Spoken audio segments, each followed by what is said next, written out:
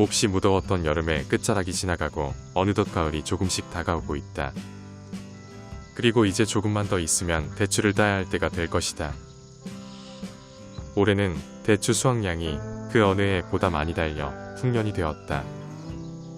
작년에 처음으로 농약 사용을 중지했을 때 대추나무는 병해충의 공격을 이겨내지 못하고 예년에 비해 아주 적은 양의 대추 열매를 생산했었다.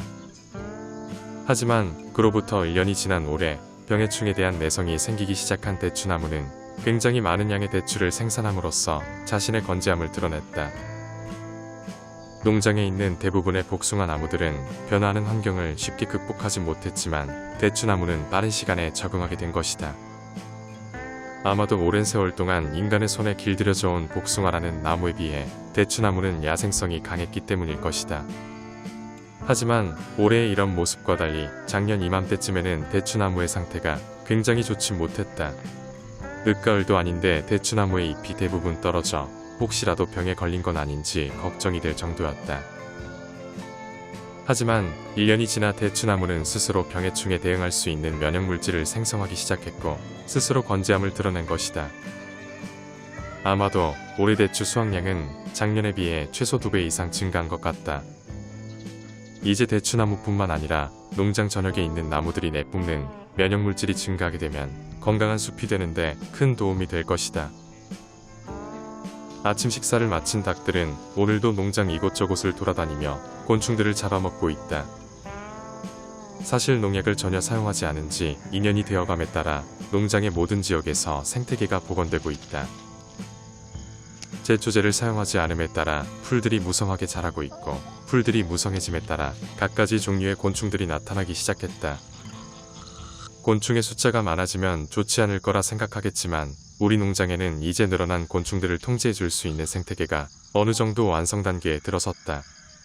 우선 지난 여름 웅덩이에서 양성한 수백 마리의 해병대가 농장 전역에 파견되어 엄청난 수의 곤충들을 잡아먹고 있다. 게다가 해가 지날수록 원래 있던 해병대의 숫자도 빠르게 증가하고 있는 추세다. 때때로 아군들이 우리의 해병대원들을 잡아먹기도 하지만 조그마한 희생은 어쩔 수 없다고 생각한다. 원래 먹이사슬에서 가장 약체로 분류되어지는 닭과 오리들은 이곳 농장에서만큼은 최상위 포식자에 해당한다. 사실 고양이들이 가장 강력한 포식자들이지만 녀석들은 이곳 농장에 있는 가금류들을 유난히 무서워한다. 철저히 풀만 먹는 거위들과 달리 잡식성인 닭과 오리들은 요즘 분주하게 농장을 돌아다니며 벌레를 먹어치운다.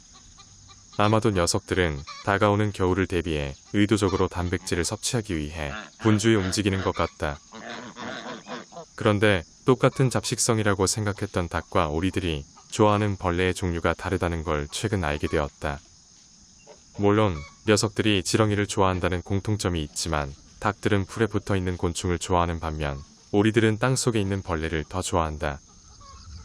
그래서 오리들은 늘 주둥이를 땅속에 넣고 냄새를 맡으며 벌레들을 잡아먹는다.